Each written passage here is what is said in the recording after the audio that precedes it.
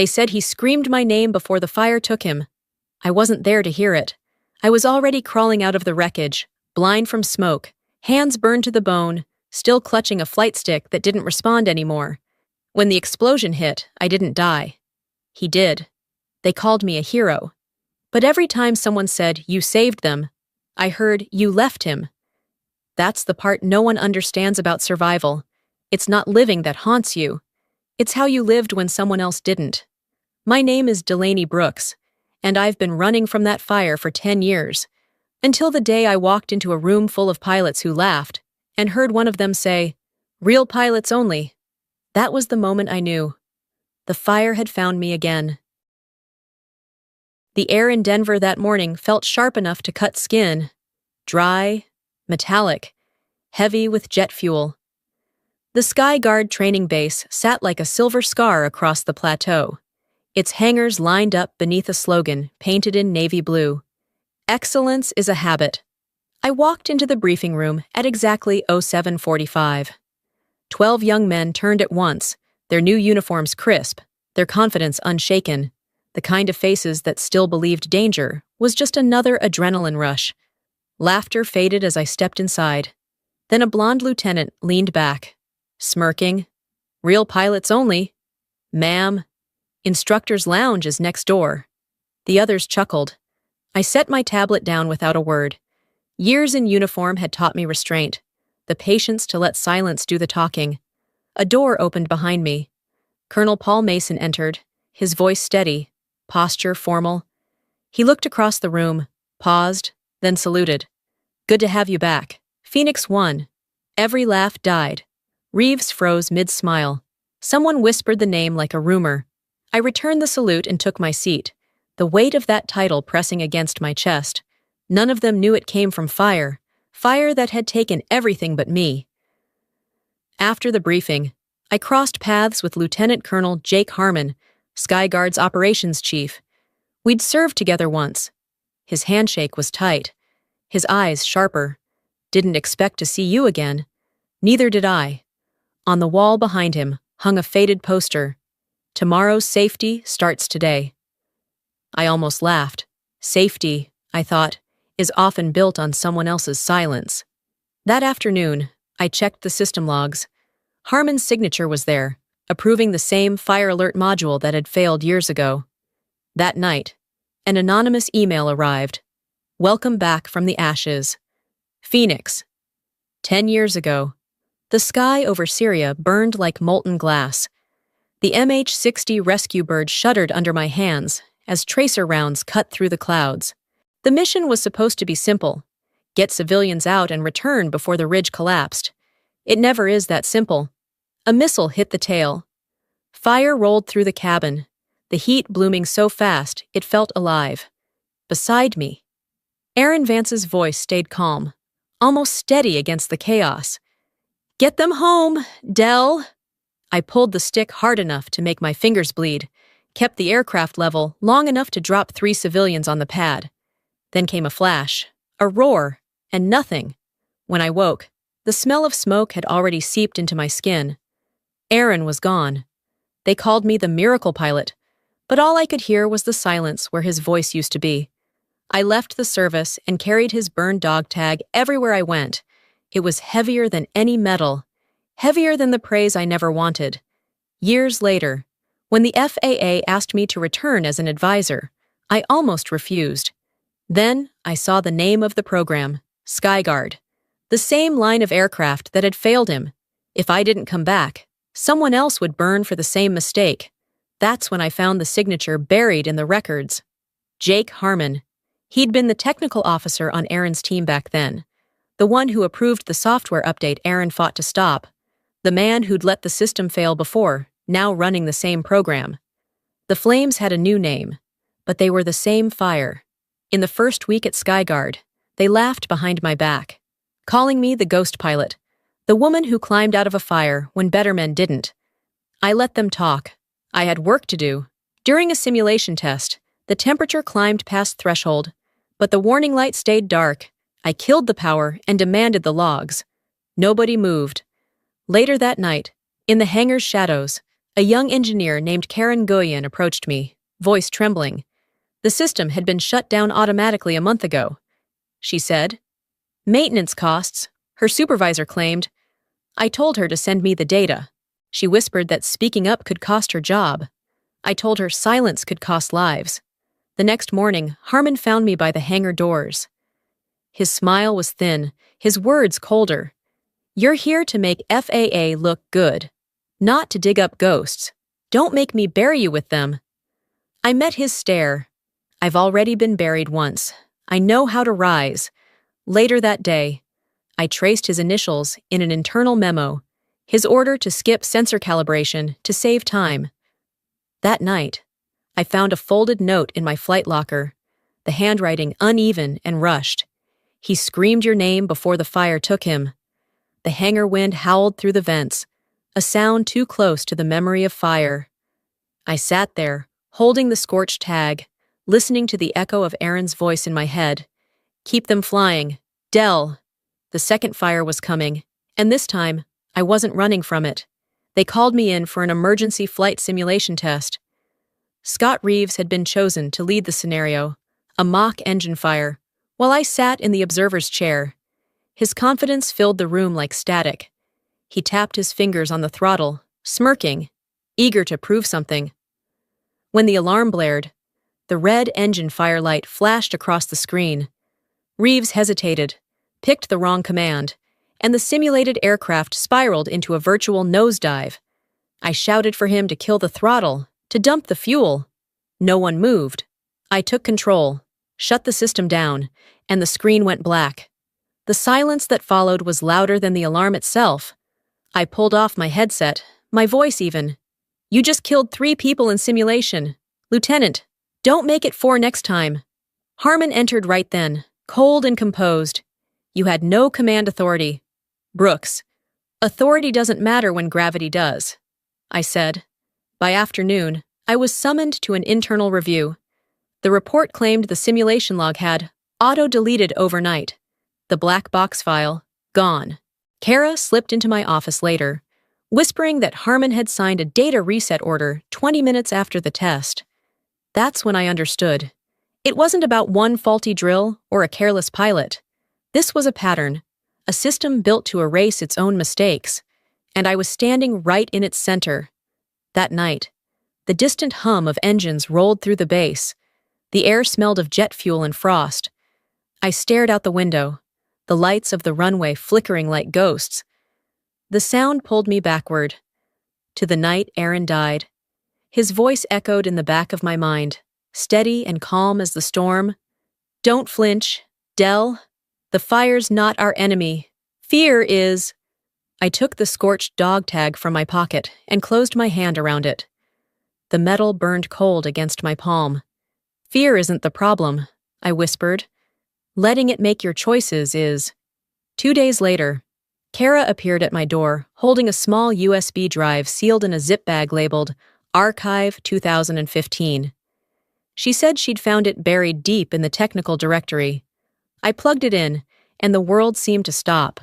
It was an internal FAA safety report from 8 years ago, about the same aircraft model I had flown.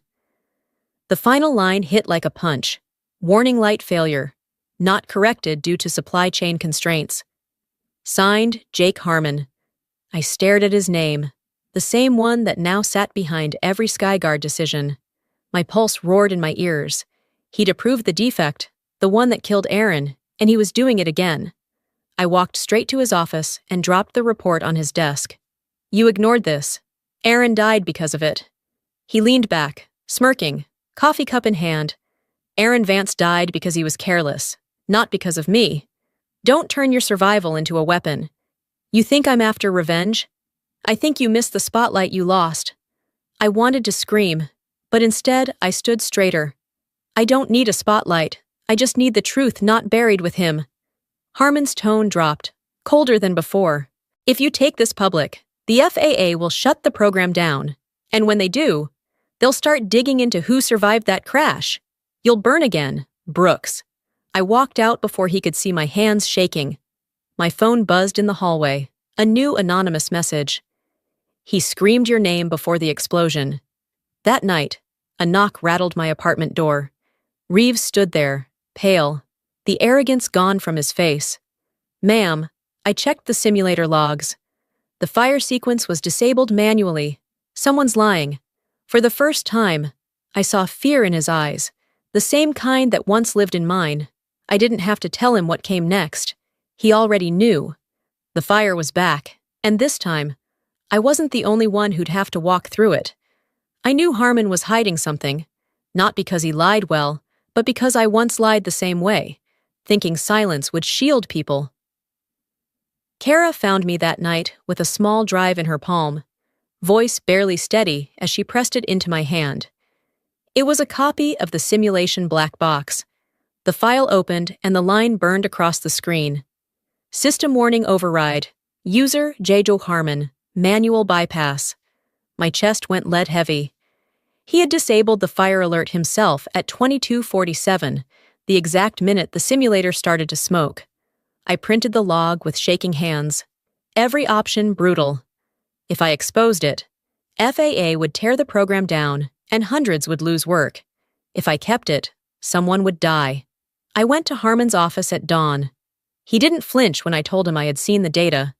He smiled thinly and said he expected as much. He'd planted a tracking tag.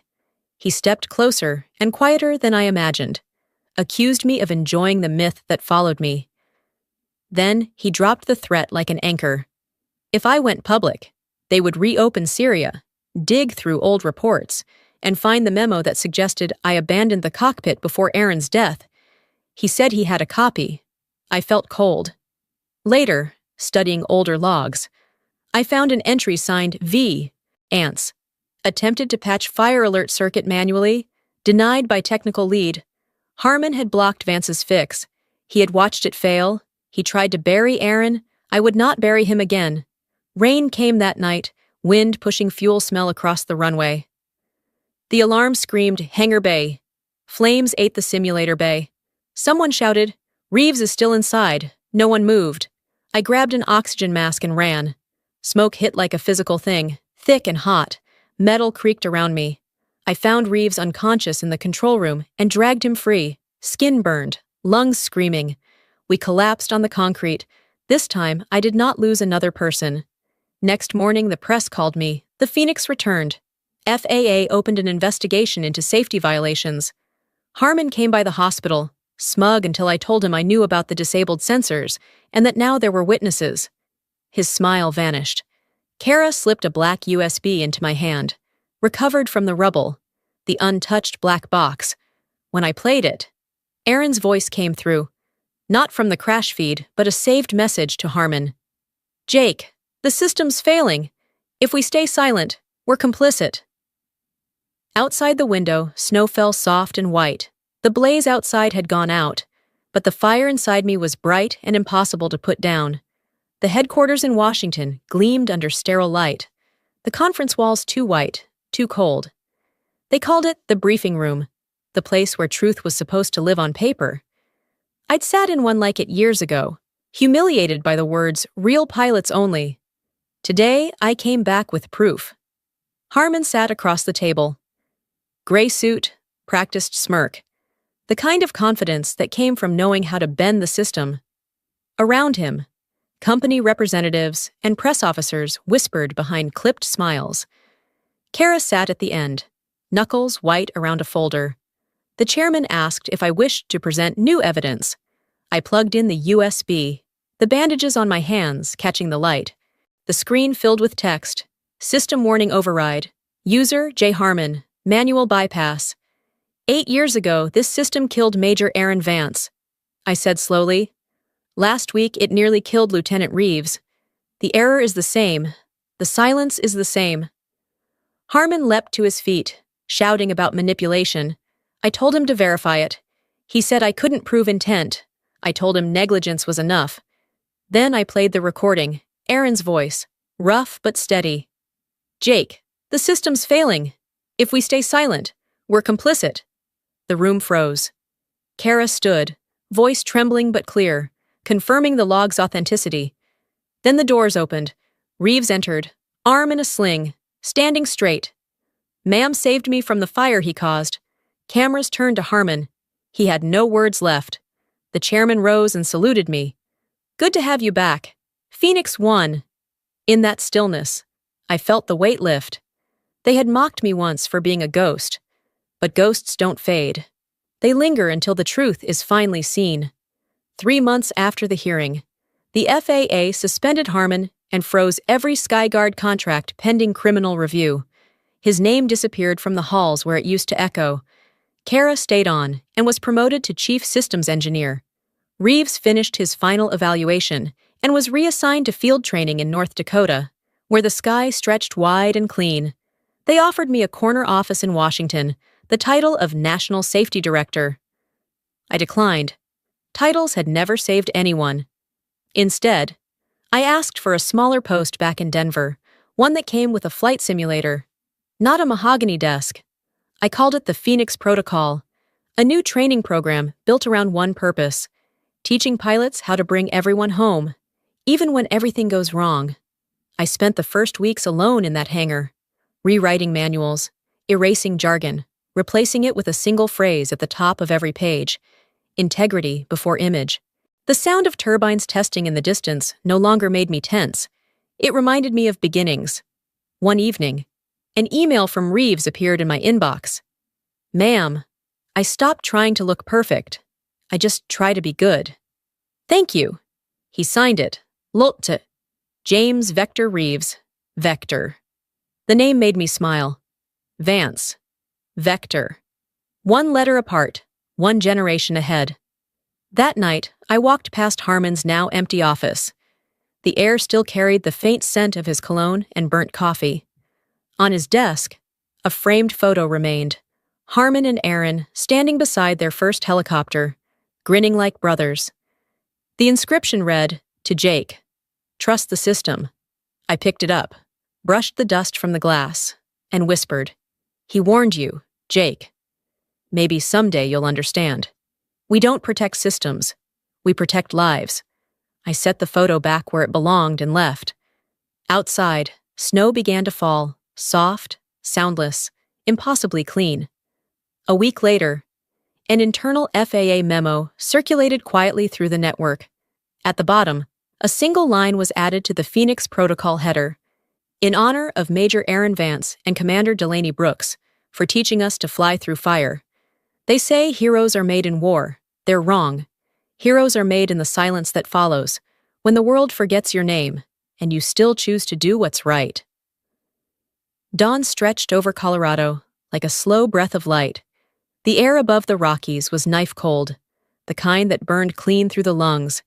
Inside the cockpit of the new Skyguard, everything was stripped bare. No corporate logos, no slogans, no noise, but the steady hum of the engines and my heartbeat keeping time. Skyguard 1, cleared for takeoff. Copy that. Lifting. The nose lifted.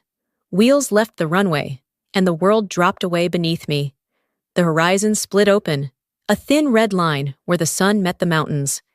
At 20,000 feet, the first light caught the canopy, pouring gold across the glass. My hand brushed the scorched dog tag bolted beside the flight panel, the one that once hung against Aaron's chest. It wasn't a relic anymore. It was a compass. He was still flying with me, just in another sky. No guilt, no ghosts, only calm. They once said real pilots only. Turns out, that's exactly what I am. Not because I fly higher, but because I didn't stop when the fire came. Because I stayed. I banked left, slicing through thin clouds, the wings catching the early light like metal dipped in flame. Below, the peaks of the Rockies shimmered gold, the snow reflecting a soft blaze that looked almost alive. For a moment, it felt as if the whole world was burning again. Only this time, it wasn't destruction, it was illumination. The same fire that once consumed everything I loved now guided me forward, steady, unwavering. The smoke had cleared, and what remained was clarity. I finally understood what Aaron had meant when he said, "Get them home." It was never just about the mission. It was about learning to come home to yourself. As the jet leveled into the open blue, I smiled. A small, unguarded thing. For the first time in a decade, I wasn't flying to outrun the past. I was flying because I wanted to, because I could. I climbed higher, watching the world shrink into quiet shapes below, the horizon endless, the light endless. The higher I went, the softer everything felt, the scars, the noise, the years. Fire doesn't only burn, it reveals. And sometimes, to see who you really are, you have to walk through it one more time.